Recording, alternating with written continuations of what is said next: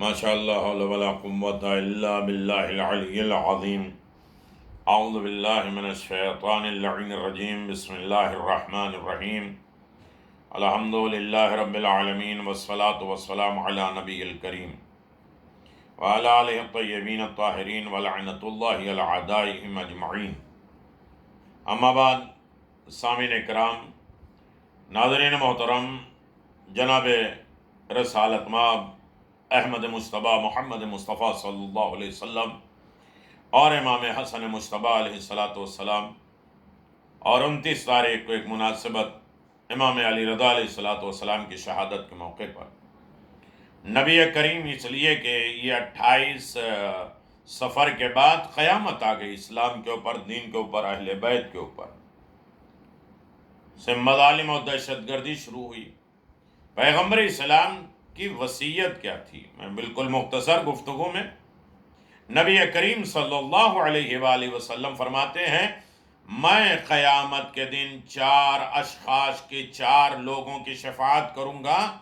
اگرچہ تمام اہل زمین کے گناہ کے برابر انہوں نے گناہ کیا ہوگا۔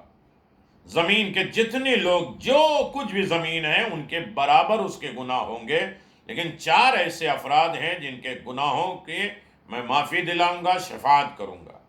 میں پہلے میرے اہل بیت کی مدد کرنے والا، اہل بیت علیہ السلام، اہل بیت کے دین، اہل بیت کے مقاصد، اہل بیت کی باتوں اور اہل بیت کے کام کے ناصر اور مددگار بن جاؤ، رسول تمہارے شفاعت کرنے لگیں گے۔ اہل بیت کے کام آ گئے، اہل بیت کے دین کے، اہل بیت کے گھر کے، اہل بیت کے مذہب کے، یہ عزاداری، یہ جلوس، یہ ماتم،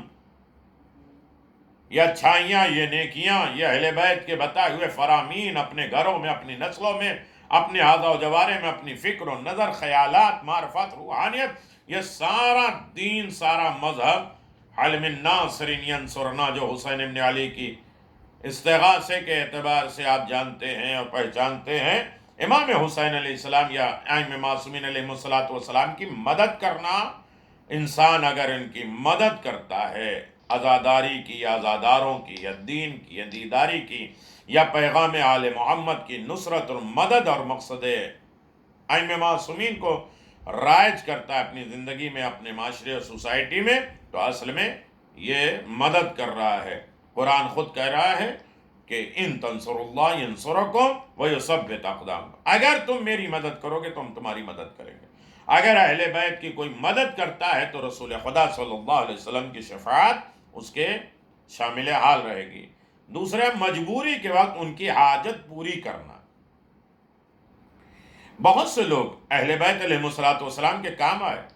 مجبور نہیں تھے، لیکن ان کو اجر و ثواب دینے کے لیے، ان کو اپنی طرف بلانے کے لیے، جب وہ مشکلات میں ہوں، پریشانی میں ہوں، تو ان کی حاجت پوری کر دینے والے کے رسول خدا صلی اللہ علیہ وسلم شفاعت کریں گے۔ تیسرا، دل اور زبان سے ان سے محبت کرنے والا، محمد اور آل محمد، اہل بیت علیہ السلام سے زبان سے بھی محبت کرنا عبادت ہے، اس کے بہت سے واقعات اور روایات ہیں، اور قلبی اعتبار سے محبت ہو تو والا نور علی نور ہے، اور اس کے بعد اعضاء و جوارے سے بھی محبت ہو جائے، اس لیے کہ رابطہ کبھی زبانی ہوتا ہے، رابطہ کبھی قلبی ہوتا ہے، رابطہ کبھی اعضاء جوارے سے ہوتا ہے۔ زبان سے بھی محبت ہو جائے، دل سے بھی محبت ہو جائے، اور اعضاء و جوارے ان کے راہ میں قربانی اور ایثار کرنے کے لیے، ان کی خدمت کرنے کے لیے تیار ہو جائیں، تو پیغمبر اسلام صلی اللہ علیہ وسلم اس کی شفاعت کریں گے۔ نمبر 4، اپنے ہاتھ سے ان کا دفاع کرے۔ آج جو ان کے اوپر الزامات لگا رہے ہیں، ان کو برا بھلا کہہ رہے ہیں، ان کے مذہب کی توہین کی جا رہی ہے، ان کے دین کو مٹایا جا رہا ہے، تو انسان اپنے ہاتھ سے اس کو دفاع کرے، روکے، سنبھالے۔ ہمارے اندر کیا طاقت ہے، ہم نحیف انسان نہیں، جتنا بس ہو سکے اہل بیت علیہ السلام، ان کے دین، ان کے فضائل، ان کے رفعت اور بلندی پر دفاع کرنا چاہیے۔ جب طرح طرح کے اعتراضات کر رہے ہیں، اہل بیت کے مقابل میں دنیا دوسرے کو لے آ رہی ہے، اس وقت ان کے کمالات کو دنیا کے سامنے پیش کریں کہ اہل بیت کا مقام کیا ہے، اہل بیت کا رتبہ کیا ہے۔ پیغمبر اسلام صلی اللہ علیہ وآلہ وسلم نے حضرت علی ابن ابی طالب کو وصیت کرتے ہوئے فرمایا، یا علی، جو شخص بھی اللہ اور اس کے رسول کی اطاعت کرے گا، نعمتیں اس کی بھرمار ہو جائے گی، نعمتوں کے ساتھ رہے گا، اور جو ان لوگوں کی اطاعت نہیں کرے گا اللہ اور رسول کی، اللہ اس کو منہ کے بل جہنم میں پھینک دیں گے۔ حضرت علی ابن ابی طالب نے دریافت کیا، حضور کس طرح اطاعت؟ فرمایا کہ ہر اعتبار سے دین کی پابندی اطاعت ہے، پردہ ہے،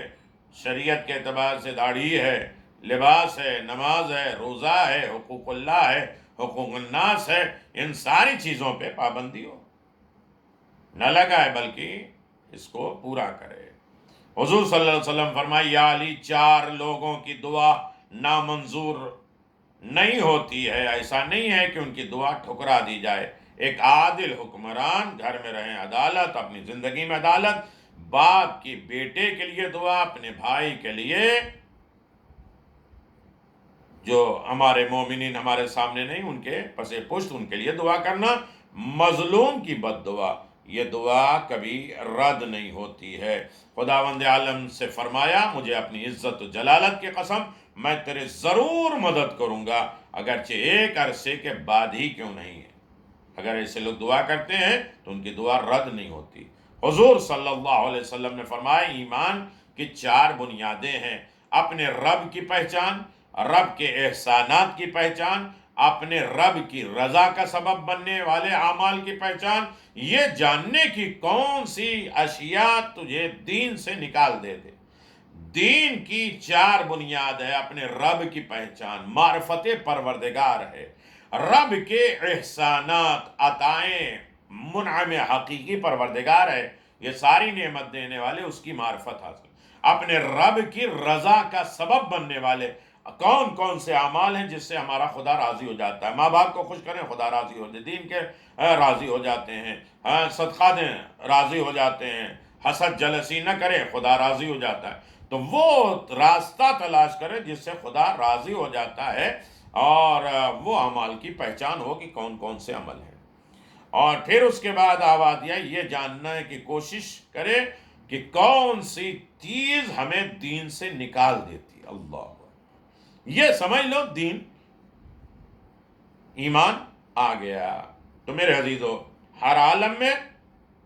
انسان محمد اور آل محمد علیہ السلام کا ساتھ دے، انشاءاللہ گفتگو جاری اور ساری رہے گی۔ کوئی شخص اس وقت تک مومن نہیں بن سکتا، مومن سے خطاب ہے، مومن کے فضائل ہے، اس وقت تک مومن نہیں بن سکتا جب تک 4 چیزوں پر ایمان نہ لائے۔ اللہ کی وحدانیت پر ایمان لائے، اللہ ایک ہے، یکتا ہے، تنہا ہے، وہ ایک ہے، اس کے اوپر ایمان لائے۔ میری پیغمبر نے فرمایا میری نبوت میں ایمان لائے، اور